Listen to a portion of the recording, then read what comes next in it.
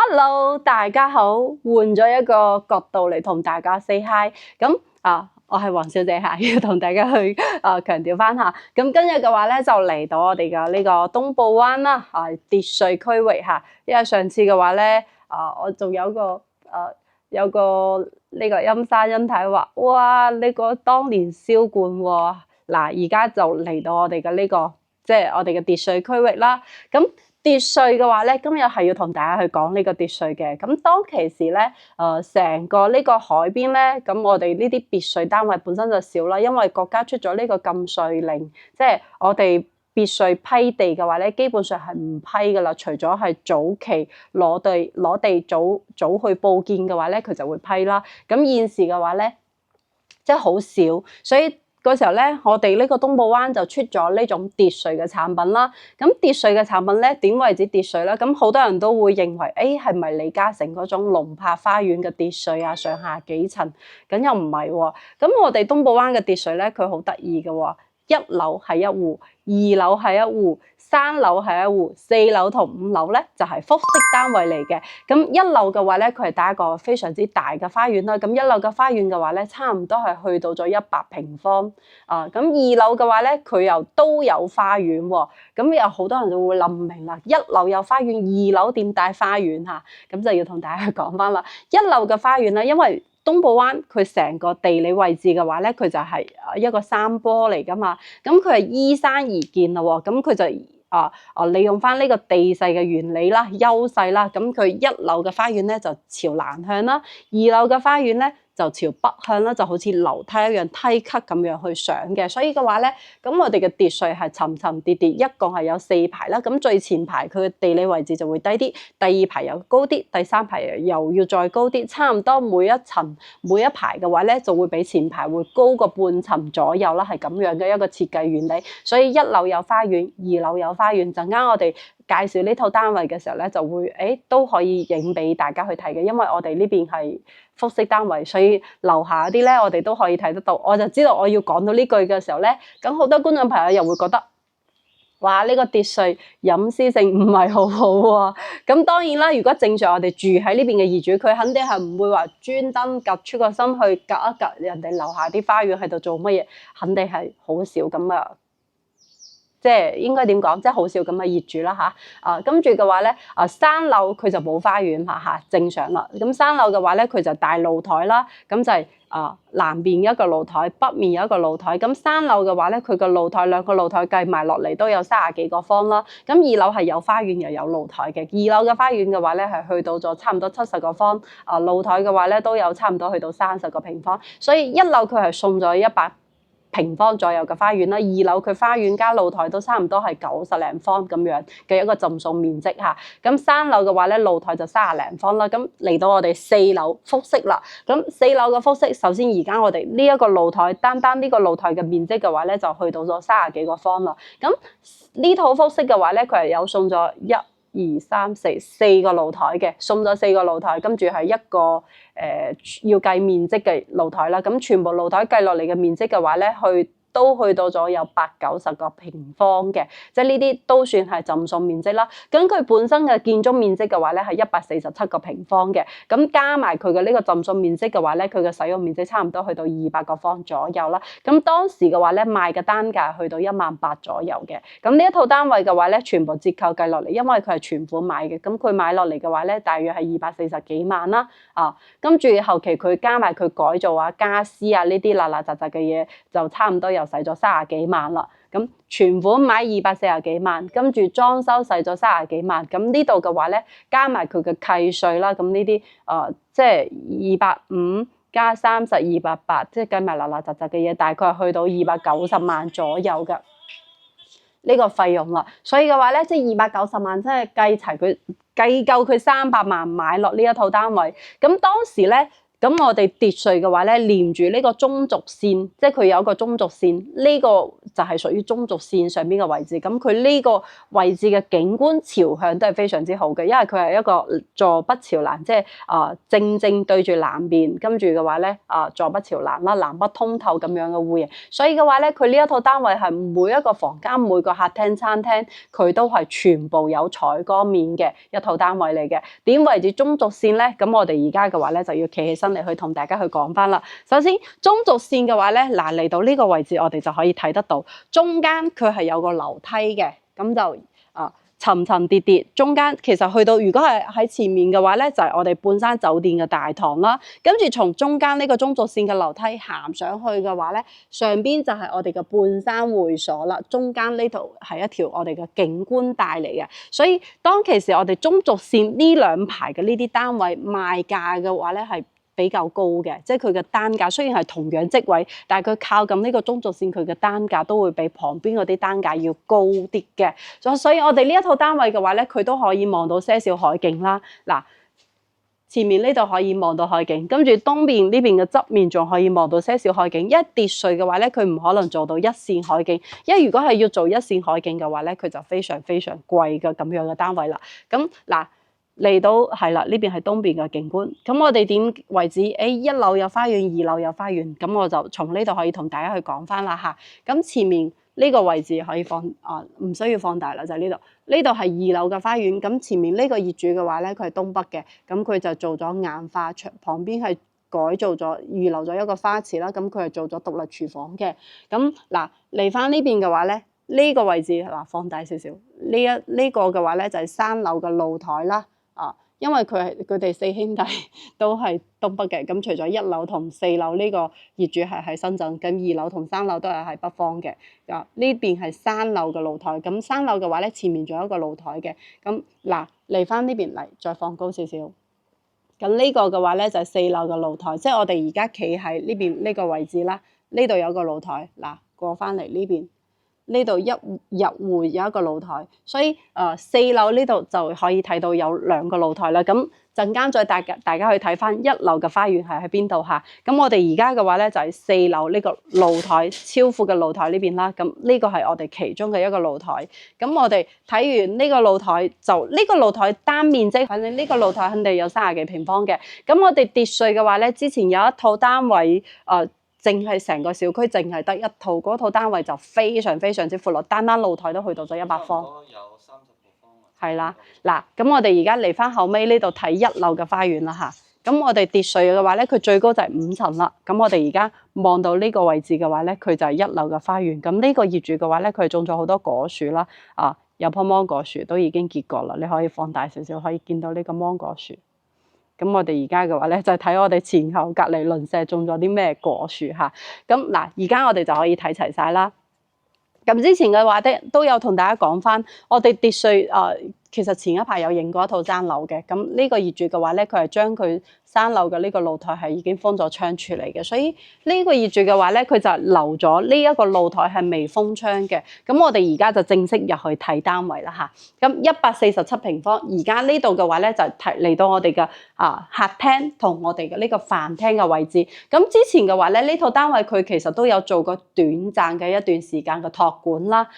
業主嘅話咧，佢係住喺深圳南山蛇口嘅，咁呢邊嘅話咧就係我哋開放式嘅廚房啦。業主呢度嘅話咧，佢係做咗個西廚。咁平時嘅話咧，我哋喺呢度，你睇佢其實都係啲飲水機啊、茶杯啊、熱水爐啊，就擺喺呢度。咁佢其實入戶嘅位置佢都改咗個明火廚房嘅。咁呢邊嘅話咧就係我哋餐台嘅位置啦，因為佢做過託管，所以佢呢度麻雀機啊，跟住我哋再嚟睇翻呢個 KTV 啊。咁呢嚿嘢咧，我就仲未研究到佢係點樣去開機嘅，所以嘅話咧就同大家講翻，反正業主佢係唔帶走噶啦，就係我哋嘅麻雀台啦。咁你如果係中意打麻雀，因為佢本身做託管，肯定要有呢啲娛樂設施嘅嚇。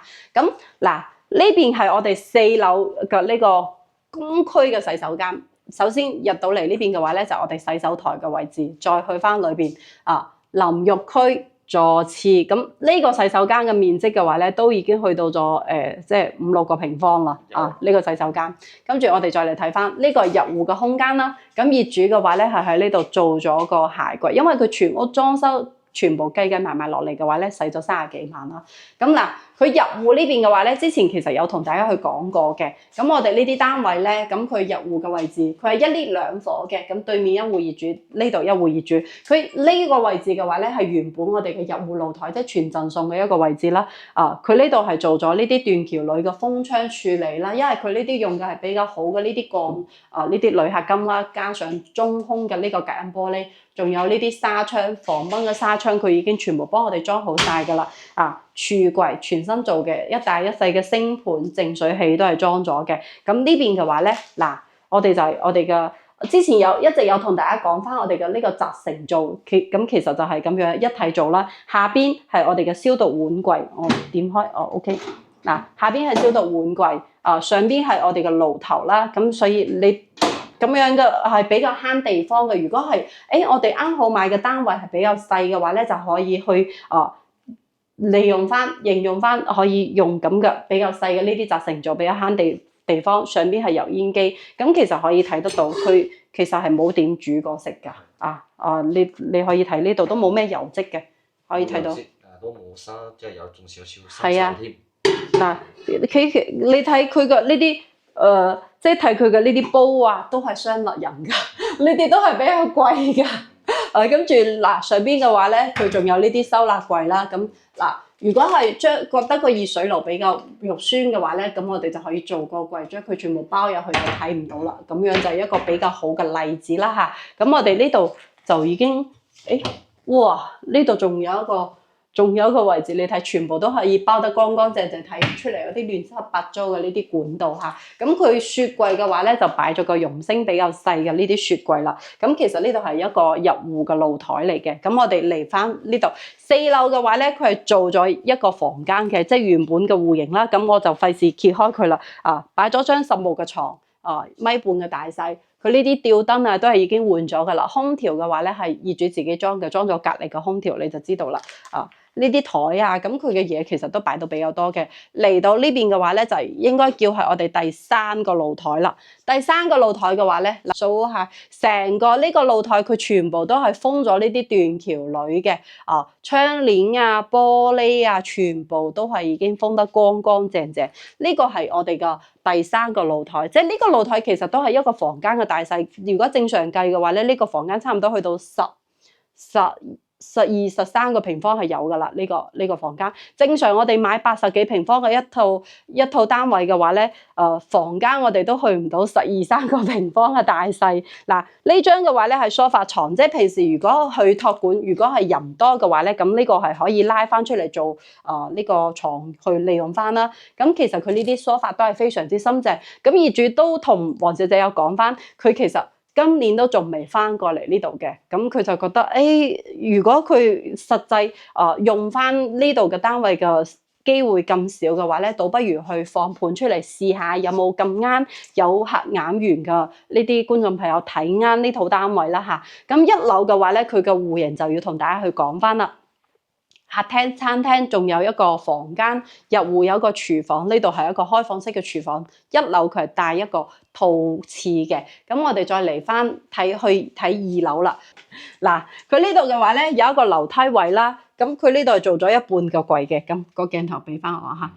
嗱，咁我哋可以睇睇佢，其實呢度下邊佢係冇做乜嘢㗎，就擺咗呢啲收納架。咁你如果平時有好多呢啲邋邋雜雜嘅嘢咧，覺得要收埋嘅話咧，就可以收埋喺呢個位置，係就係一個儲物空間。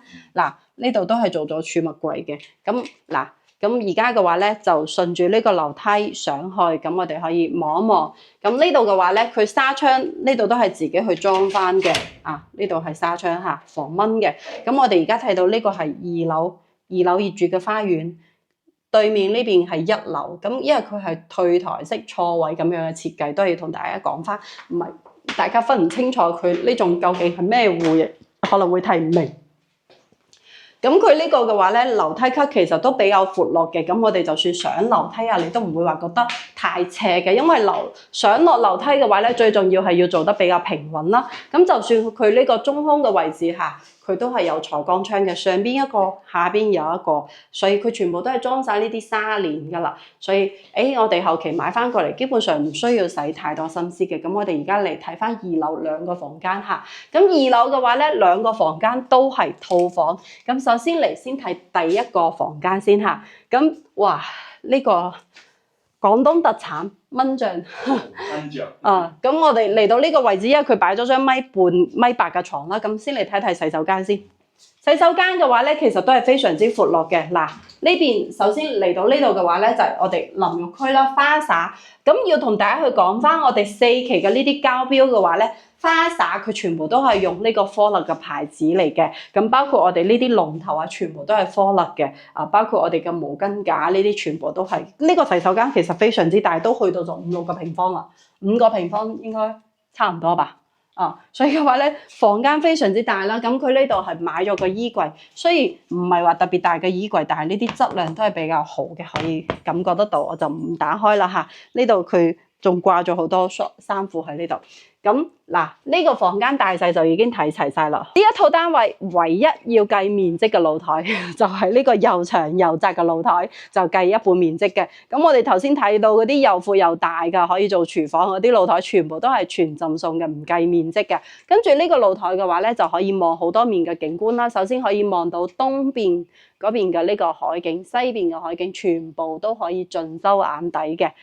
咁呢個樓間區嘅話咧，都算 OK 啦嚇。雖然唔及一線海景嗰種單位嚇。咁我哋再嚟睇翻下主人房。主人房嘅話咧，佢都帶一個獨立嘅露台嘅。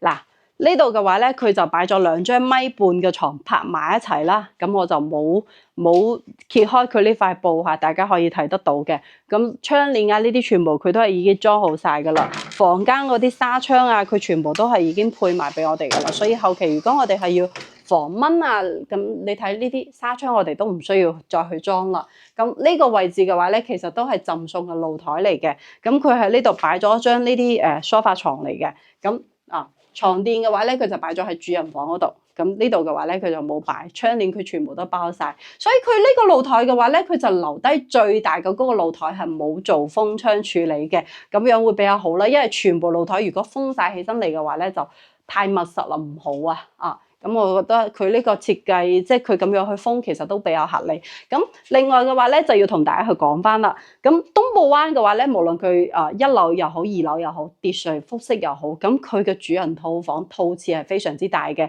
房間加埋廁所嘅空間嘅話咧，差唔多都去到咗成30個方啦。嗱。佢喺呢度嘅話咧，係做咗一個衣櫃。咁佢呢一個設計嘅話咧，咁我之前係冇見過嘅，因為好多業主唔會喺呢度做個衣櫃，佢就將個衣櫃做咗喺呢個位置啦。嗱，大家可以入嚟睇睇。跟住嗱，佢呢度擺咗個洗衣機、洗手盆跟住成個空間其實呢度仲預留咗一個位置可以擺浴缸嘅，只不過佢係冇做浴缸，就將個洗衣機擺咗嚟呢度啦。跟住佢呢個玻璃嘅話咧，係黐咗咁樣嘅呢個膜啦。呢度係我哋嘅座廁。跟住嚟翻呢邊嘅話咧，係我哋嘅呢個淋浴空間。呢邊嘅話咧，就係我哋嘅座廁空間。呢邊淋浴空間隔離係我哋嘅座廁空間。所以嘅話咧，點解講？佢呢個廁所啊，非常非常之大，我哋可以拉過嚟少少下。跟住佢呢啲全部磨砂紙都已經黐好晒㗎啦，所以隱私性非常之好。點解講呢個房間有咁大？咁其實就係咁嘅原因啦。房間露台加埋我哋嘅呢個套廁嘅呢個空間就已經非常之闊落啦。光線嘅話咧都算 OK。咁我哋成套單位嘅話咧就已經睇完啦。你睇其實。呢邊仲有一個空間，有啲業主嘅話咧係喺呢度仲做多咗一個櫃。咁當然啦，佢房間大3房3廁咁樣嘅呢個設計，咁好多業主係唔會做咁多櫃，因為面積太大啦，送嘅露台又多。因為佢全屋呢啲旅客咁封窗啊，做埋嗰啲櫃啊、仲有買埋啲家私啊，咁佢都已經使咗30萬啦。咁因為裝修起身嚟嘅話咧，真係可以講係上不封頂咁樣嘅呢個費用嚟嘅，因為我自己裝修過，我就知道。你預算即係我預算可能最多使過15萬啦。咁其實永遠都會超過自己嘅呢個預算嘅。咁我哋成套單位嘅話咧，就已經睇齊晒啦。哇！我哋成套單位咁樣一套睇落嚟介紹完嘅話咧，都20幾分鐘，你就知道行到行咗好多步數啊！咁我哋呢邊嘅話咧，即係背山面海啦，喺跌稅區域，咁佢本身成個跌稅區嘅話咧，一共淨係得110套，一共有9棟樓啊，110套嘅單位。所以呢種單位嘅話咧，最初時推出嚟，即係成個市面上佢都係冇嘅，所以賣得非常之快啦。而且最快賣晒嘅就係我哋呢啲複式單位，因為好多業主都會認為我哋呢個複式嘅隱私性係非常之好嘅。所以當然啦，佢嘅咁樣嘅理解係冇錯嘅，因為好多人都會覺得呢個隱私性會更加好咯，露台又多自己住喺最上邊高人一等嗰種感覺嚇。咁呢套單位嘅話咧，我哋就已經全部睇齊晒啦。業主嘅話咧，如果大家對呢套單位感興趣嘅話咧，都可以聯繫黃小姐過嚟睇樓嘅。當然除咗一次性，我哋都係可以接受做按揭嘅，因為業主佢自己係全款買翻過嚟嘅。咁但係我哋買嘅人咧，唔一定可以接受全款，所以我都有同佢傾咗一下，即係佢可以接受按揭啦。咁佢現時嘅話咧，呢套樓佢係紅本在手滿2年係全款嘅，所以嘅話咧，我都話住喺深圳南山，尤其是仲係要住喺蛇口嘅話咧，都係有料嘅，係啊，唔爭錢嘅業主。咁呢套單位嘅話咧，就已經帶大家睇齊晒啦。如果大家對呢套單位感興趣嘅話咧，就記得聯絡翻黃小姐過嚟睇樓喎，3房3衛2廳4個露台咁樣嘅一套複式單位，可以望海景嘅低密度嘅一套單位如果你中意嘅話咧，感興趣嘅話咧，就聯絡翻黃小姐過嚟睇樓咯喎。咁今期嘅話咧，呢集單位嘅視頻就分享到呢度啦，我哋下一期再見咯喎，拜拜。